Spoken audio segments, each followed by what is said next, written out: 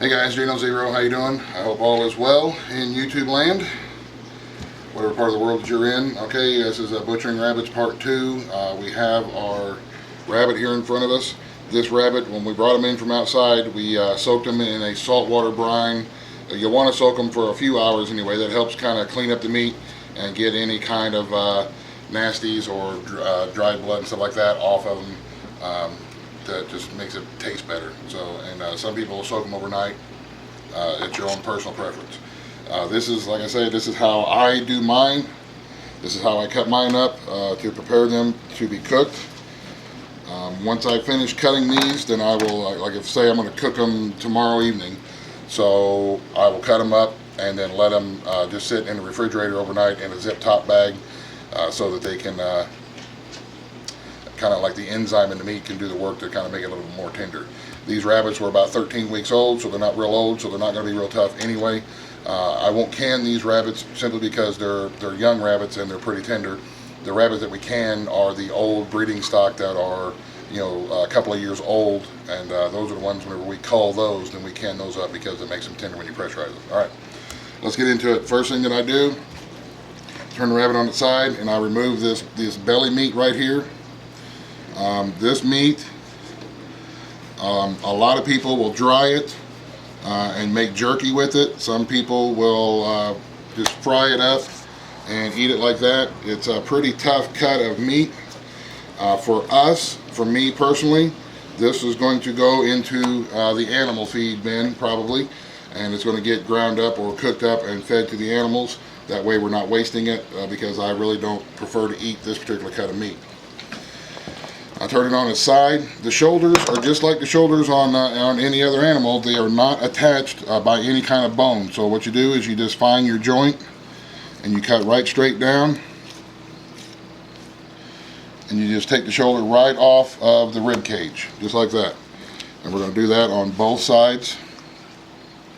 Right up through the armpit, right around the shoulder blade, and right off of the rib cage. There's your two front quarters. Now what I'm going to do now is I'm going to take my ribs and I'm just going to flatten them straight out like that.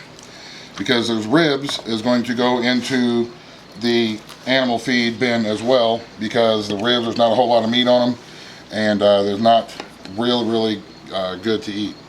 Now this is going to take a pretty sharp knife, and be very careful while you're doing it. I'm going to break these ribs. And then you're going to cut the rib cage right off of the spinal cord there. You want to be careful because along the spine here on the back, you're going to have a part of the back strap or the loin that you don't want to cut into, because that is a good cut of meat. So we're just going to follow that down just like that.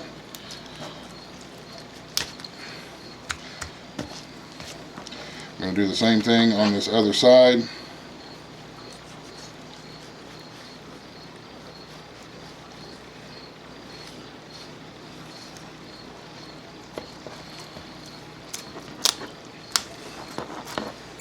Where a good sharp knife comes in, you can just cut right through them usually. Now, I'm going to, right there where the rib cage ended, right where we took it off, I'm going to cut right through, and I'm going to make the back into two separate pieces. Because this meat right along the backbone is really good meat. So the main thing that we're going to have from this first cut where we remove the ribs is this back strap piece, which is also called a loin. And this here is that's a good piece to fry up right there, or to grill or barbecue, however it is that you like yours. Now we're going to come to the back end here, and we're going to remove the rear leg quarters. Take it, lay it flat on your board, and you're going to just make your cuts right around the thigh meat, right up to the spinal cord, just like that. Going to do that on both sides.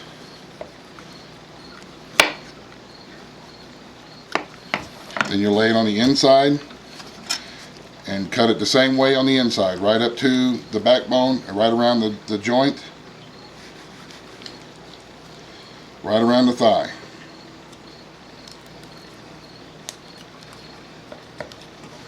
Then you should just be able to pop that joint like that, and bring that leg quarter right off.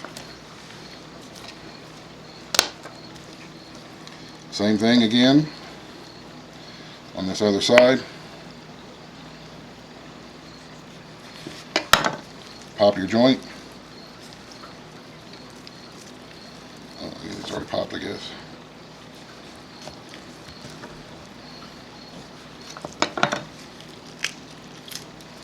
And remove your leg quarter. Now what I'm going to do is, since there's not a whole lot of meat right here where the legs were, I'm going to make a cut right here, cut right through the spine up to where this pelvis bone is.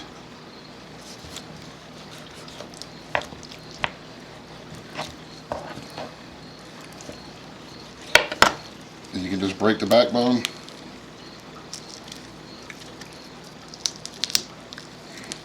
Of course, nothing works when the camera's on.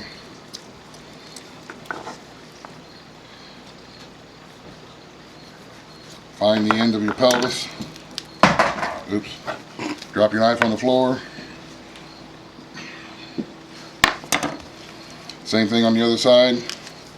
Just get a hold of that pelvis bone and bring it right out. Dogs love to chew on these. Down, you can do the same thing with your this little piece right here. Just remove this little end, and this goes onto the animal feed pile. So here's the main cuts of rabbit that we have. We have the main part of the back. We have the two back leg quarters, the front part of the back, and the two front quarters. This main centerpiece is where the majority of the meat is. You see those loins that come through? They're nice and big and thick, and they are delicious. Some people will take it a step further and go ahead and remove all the meat from the bone. I don't, because I love it fried and I love it barbecued.